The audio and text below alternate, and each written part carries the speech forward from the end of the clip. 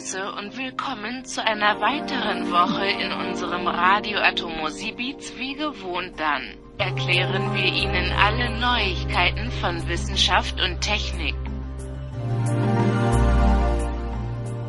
Thrilled to be 1 week with you all in Atomosibeats. Por si no os he entendido muy bien, lo decimos en otro idioma. Hallo groet en welkom bij nog een week bij ons Radio Atomosibeats zoals gewoonlijk. Dan zal ons vertellen wat jij al die is van die wetenschap en technologie.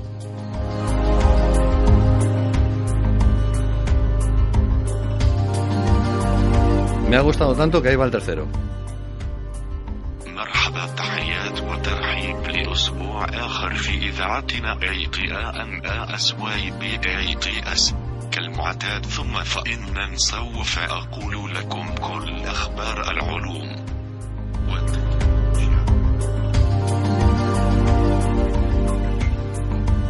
Bueno, ahora ya en nuestro idioma. Saludos y bienvenidos a Atomosibeats, una semana más, nuestro programa de ciencia y tecnología que hemos comenzado más internacionales que nunca con una app que no puede faltar en ningún teléfono móvil. Ahora ya lo sabemos y desde aquí lo recomendamos. Bueno, antes que nada, empecemos por lo primero, y lo primero es saludar y presentar a Pilar Lloret, que se encarga hoy del control de sonido de este programa. En nombre de la redacción les habla Pedro Pablo May y, por supuesto, don José Manuel Nieves, nuestro invitado y gurú de la ciencia y la tecnología, que nos ha abierto los ojos a una aplicación que nos ha dejado pues internacionales, no, multinacionales, no sé cómo describir esto. Bueno, no es para tanto, sí, es verdad. Sí, yo es una aplicación... que soy de letras, de letras, esto es brujería. Bueno, hay traductores, lo que hemos oído lo has hecho con una aplicación que lleva años existiendo. Lo que pasa, claro, tú no habías saboreado las mieles ni las posibilidades de utilizar el Google Translate,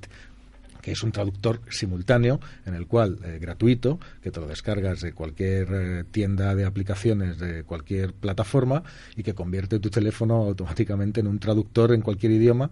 Como has podido ver, tú simplemente hablas o escribes en el idioma que quieras y pides que te dé la traducción escrita y hablada en el idioma que quieras, con lo cual podrías hacer conversaciones y podrías con personas que hablan en idiomas que tú no conoces. Y es muy cómodo porque yo lo he probado y no hay nada como ir por ahí por el mundo y estar por ahí por los Pakistanes o por sitios absolutamente extraños y de repente tener algo que decir, que la gente no habla inglés a lo mejor o que no habla los idiomas que chapurreamos todos, y lo colocas en su idioma y lo entienden perfectamente, ¿no? Y a raíz de eso, a raíz de esa aplicación que ya te digo que tiene mucho tiempo y que la tiene todo el mundo, pues se han desarrollado otras aplicaciones que no sé si mejoran, pero desde luego agilizan el proceso de la traducción.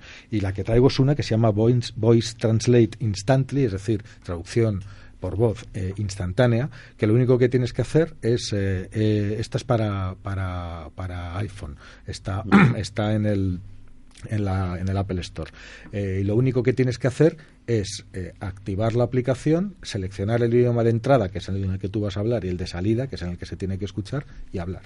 Entonces tú dices lo que sea e inmediatamente lo pronuncia y lo dice en el idioma de salida. Si quieres podemos hacer una prueba, vamos. Sí, lo que me llama la atención además antes cuando lo hemos estado probando es el buen reconocimiento, porque los primeros programas que había de reconocimiento de voz te escribían cualquier cosa menos lo que tú decías, pero sí, ahora te lo entienden prácticamente está todo, muy perfeccionado. Ahora te explicaré, porque los algoritmos es una de las cosas más complicadas que hay, las traducciones, sobre todo cuando son simultáneas, porque hay que tener en cuenta una cantidad enorme de factores, y las aproximaciones a esto, y esto es la parte seria de la investigación, las aproximaciones a esto se han hecho de varias maneras. Por ejemplo, Microsoft, que fue de los primeros que empezó con un Voice Translate, lo que hizo fue a puro músculo ir metiendo diccionarios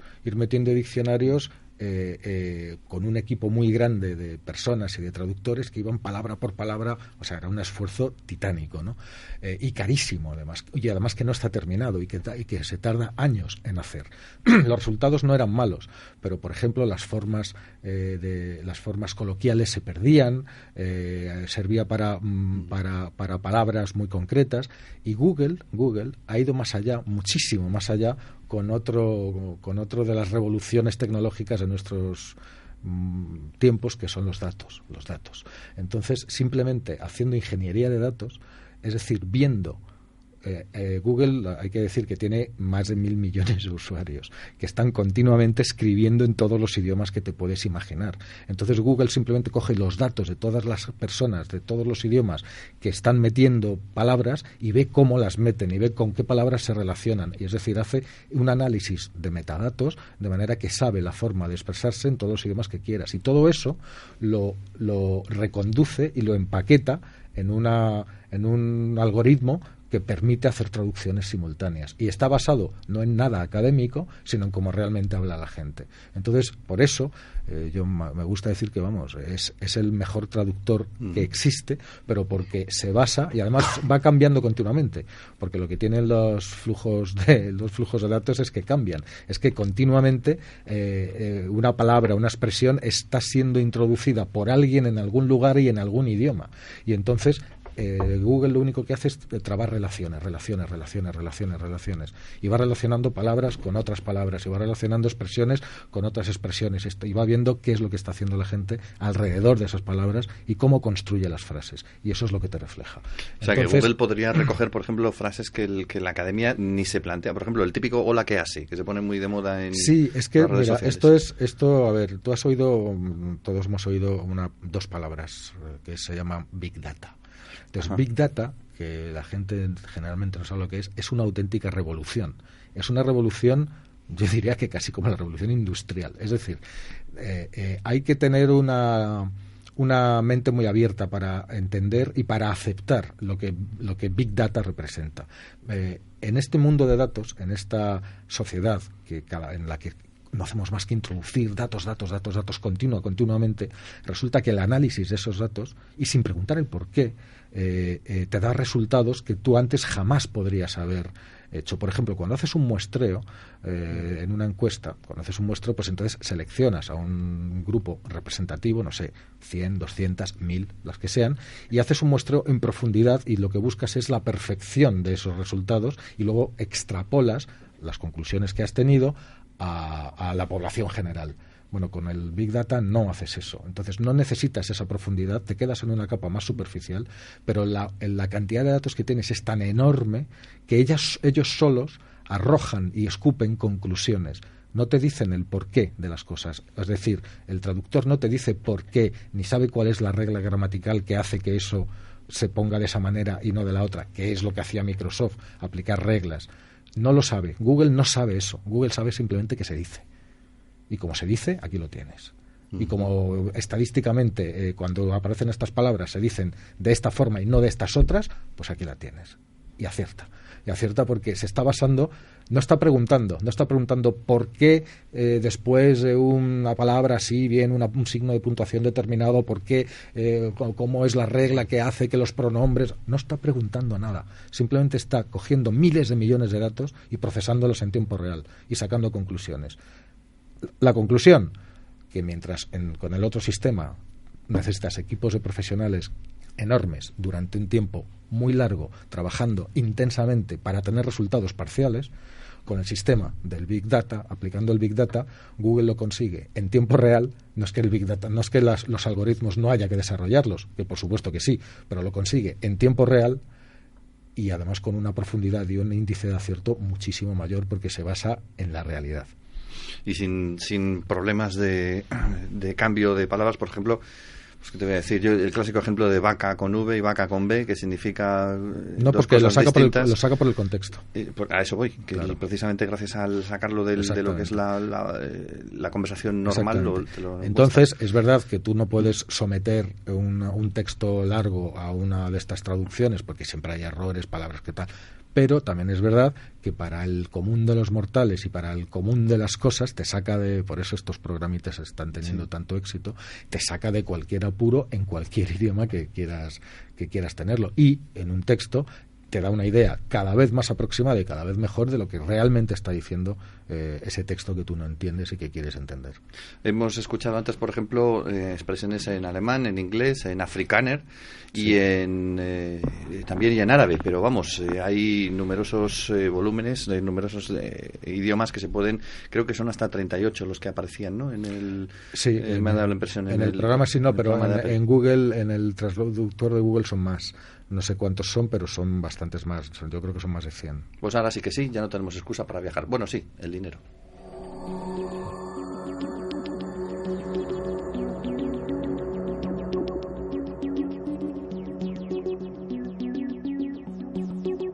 Claro que si queremos viajar al pasado tampoco hace falta tanto dinero, simplemente estar muy atentos a los descubrimientos científicos que se van desarrollando y un poquito de imaginación para tratar de ver cómo era la vida de nuestros antepasados. Por ejemplo, hace casi 2 millones de años, en una de las excavaciones, uno de los yacimientos más fabulosos y más interesantes que hay ahora mismo puesto en marcha, el de Manisi o Dimanisi, tengo que meterlo aquí a ver cómo lo dice, de Georgia, que no de Georgia, en la antigua Unión Soviética, y allí se ha encontrado un cráneo que ha revolucionado una vez más toda la historia evolutiva. Cuéntanos. A ver, es un cráneo importante. Digamos, dentro de los restos paleontológicos, pues están los de carril, es decir, cuando ya tienes definido una especie y tal, y encuentras más restos de esa especie, lo que haces es ir profundizando, pero no es nada definitivo, y luego hay algunas piezas que de repente rompen con lo que se sabía o alteran las cosas. Y este cráneo, que lo han llamado cráneo 5, nosotros en España también tenemos un cráneo 5, Miguelón, que es el de Atapuerca, famoso. Exacto. Pero no es este es otro. Es el cráneo 5. El 5. Lo han llamado el cráneo 5 y es un cráneo muy poco común, muy extraño. Entonces, ha aparecido en Dimanisi, que es en Georgia, como bien decías, en la antigua Unión Soviética, en los Urales, ¿no? ¿Qué sucede? Ahí hay un sistema de cuevas que han permitido que haya restos humanos de muchas épocas diferentes. Y geográficamente, además, toda esa región del planeta era una región de paso para unir los 3 continentes, que son Asia, África y Europa. Uh-huh. Entonces, allí se están encontrando algunos de los homínidos más antiguos salidos de África. En este caso estamos hablando de un cráneo de 1.800.000 años. 1.800.000 años nos coloca en el mismo rango temporal que antepasados del hombre tipo Homo habilis en África, tipo Homo erectus, es decir, con toda una serie de especies diferentes, porque están catalogadas como especies diferentes, que se produjeron o que se desarrollaron en diversas regiones del mundo, más o menos en la misma época, ¿no? Y que después fueron convergiendo hacia nuestra especie Homo sapiens, que fue la que la sustituyó a todas. Bien, ¿qué tiene este cráneo de especial? Bueno, pues tiene que es una mezcla de rasgos. Es una mezcla de rasgos porque tiene un cerebro pequeño, de unos 500 y pico centímetros cúbicos, los nuestros son de 1300, una cara alargada y primitiva, se parece a un Australopithecus, rasgos dentales y de mandíbula típicamente de Homo, es decir, está juntando características que hasta ahora hemos atribuido a especies diferentes. Entonces, claro, surge la pregunta, dice, ¿y si todas esas especies resulta que no son verdad?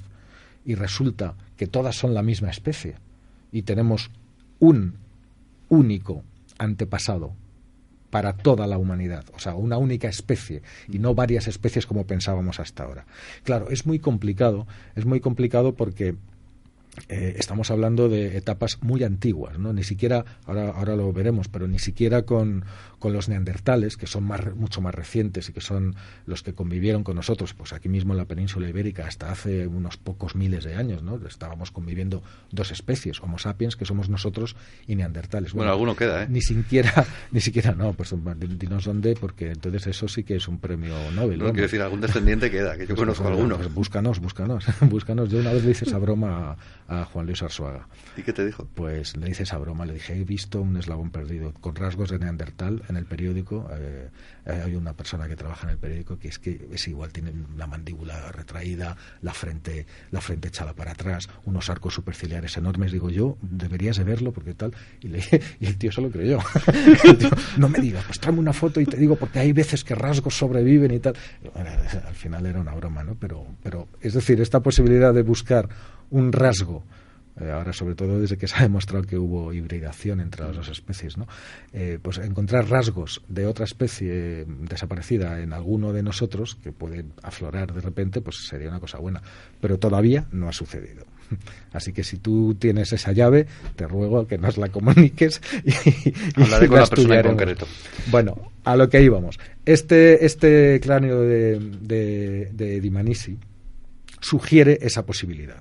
Sugiere la posibilidad de que nos hayamos equivocado en la asignación de especies muy antiguas. Estamos hablando de mucho antes de Homo sapiens, muchísimo antes. Estamos hablando en ese terreno pantanoso donde los australopitecos, que se parecían más a los monos que a los humanos, empezaban a ser humanos, ¿no? Y esos primeros rasgos de humanidad en criaturas que si las viéramos ahora mismo nos recordarían más a los monos, pero con algo muy extraño y muy familiar, ¿no? Andarían erguidos como nosotros, tendrían una expresión probablemente en los ojos como nosotros que nos denotaría cierta inteligencia, nos recordarían más a nosotros en los movimientos, en la distribución de los miembros, en fin.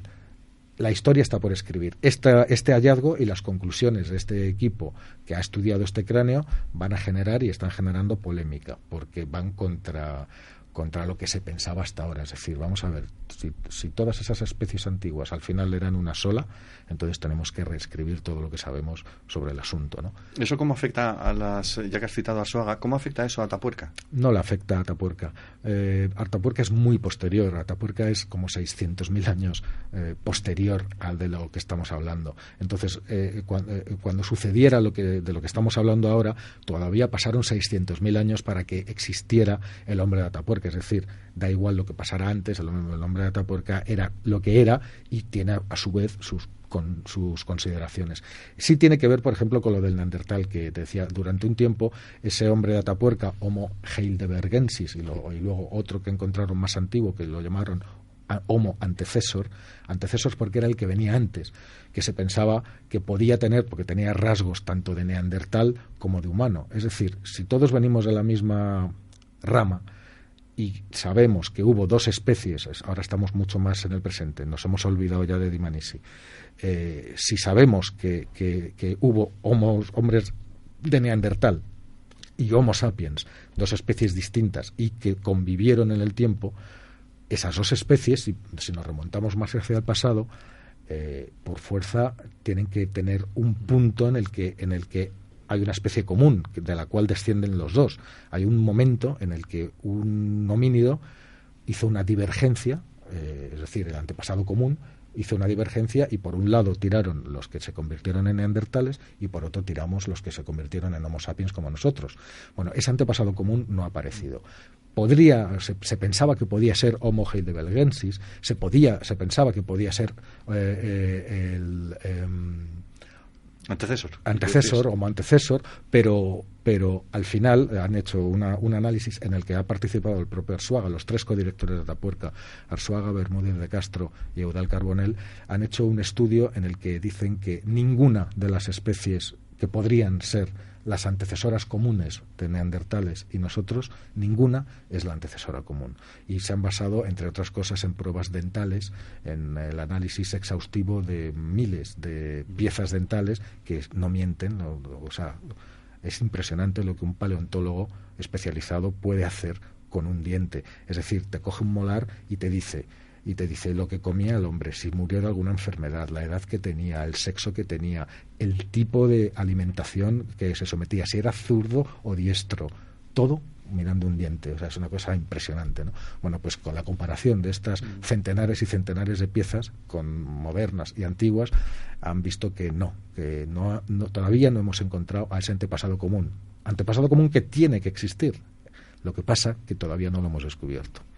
O sea que seguiremos buscando al hombre perdido. Por supuesto en que sí. Las nieblas del pasado.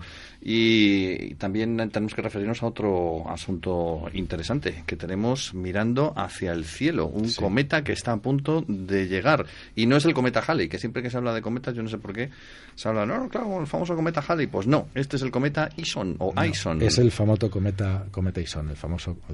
¿Ison o Ison?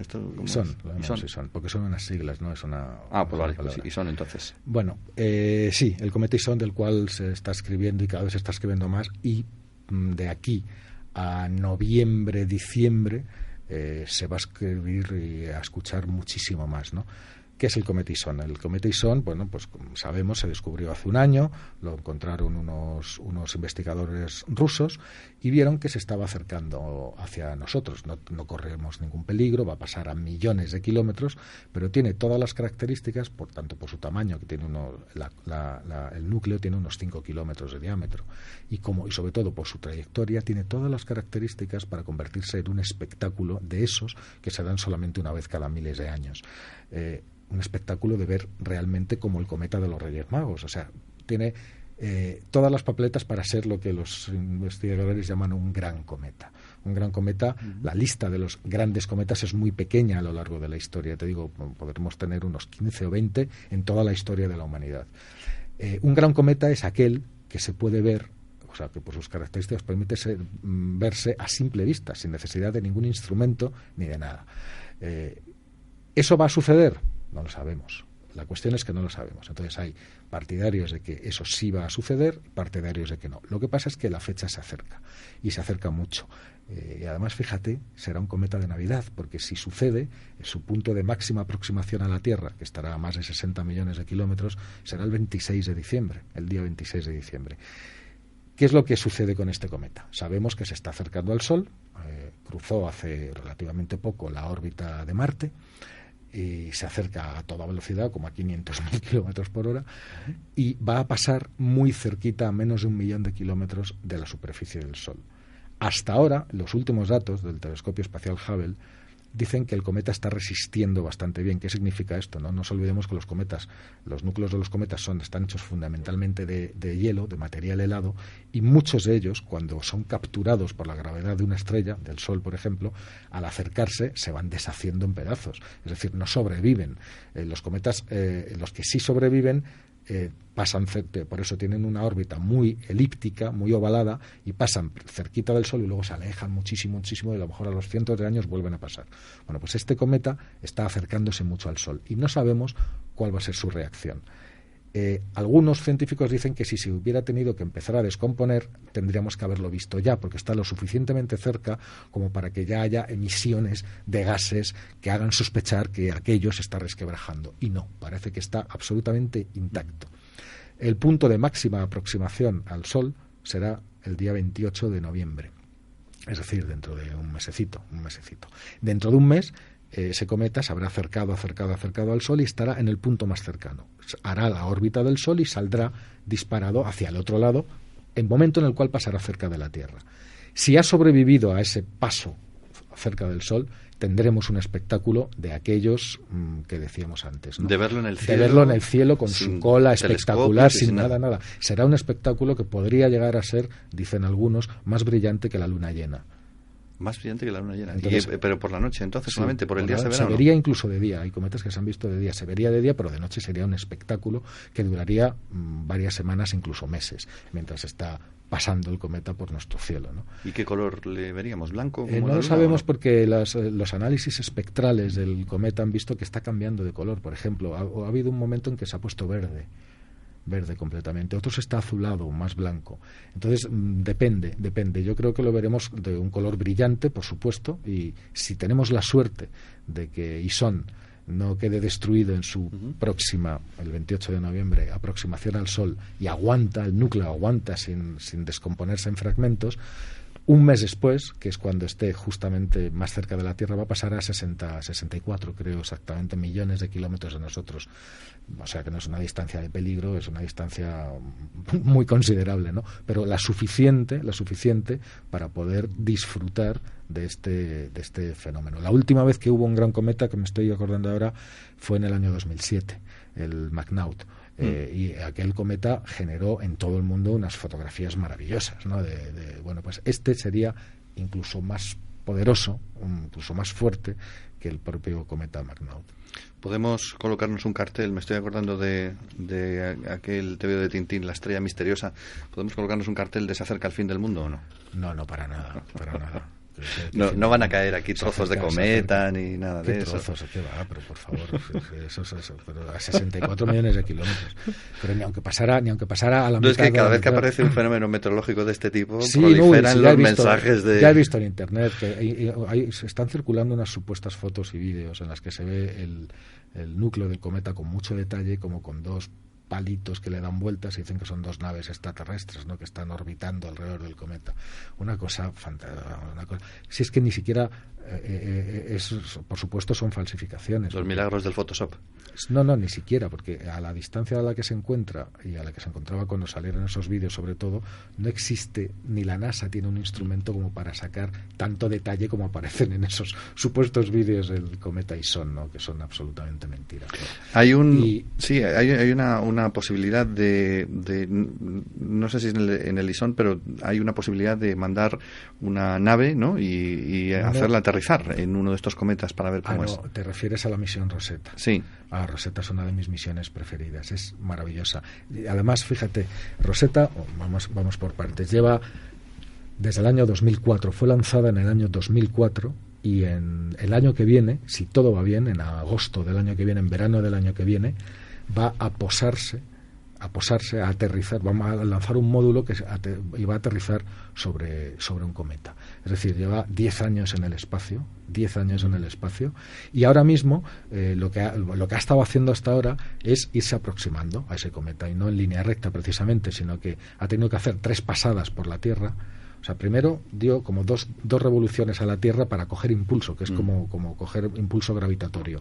Después fue hasta Marte, donde cogió más impulso. Regresó a la Tierra y desde la Tierra ya salió para ponerse en sintonía con la órbita del cometa. Ahora mismo se está acercando al cometa. En el año 2010 se desconectó Rosetta, en 2010 o 2011 se desconectó porque se encontró antes, en los primeros meses se encontró con 2 asteroides y los fotografió y nos mandó imágenes de esos asteroides, pero ahora está desconectada, lleva desde 2011 desconectada y hasta dentro de 100 días no se la volverá a conectar. 100 días, con lo cual en la primavera siguiente, cuando ya esté a pocos millones de kilómetros de su objetivo, al cual ya va persiguiendo, ahora mismo ya está detrás de él, digamos, ¿no?, y lo está persiguiendo, y la velocidad que lleva es suficiente como para capturarle y ponerse a su lado y navegar a su lado. ¿Qué es lo que va a hacer? Pues se va a colocar a su lado, va a acompañarle en su órbita alrededor del Sol y va a lanzar una sonda que va a aterrizar sobre ese cometa, y vamos a tener imágenes de alta definición, si todo sale bien, en el verano de 2014 o 2015. 2014. Próximamente, sí, en sus pantallas. Vamos a tener imágenes en alta definición hechas desde la superficie de un cometa. Como siempre, temas fascinantes los que tratamos en Atomos y Bits. José Manuel, gracias por traérnoslos cada semana y te esperamos la que viene. Gracias a vosotros. Y te tengo que decir algo, pero está en bielorruso, ¿eh? Verás. Habla. Le habrás quitado el volumen. No quiere hablar. Bueno, hasta la semana que viene.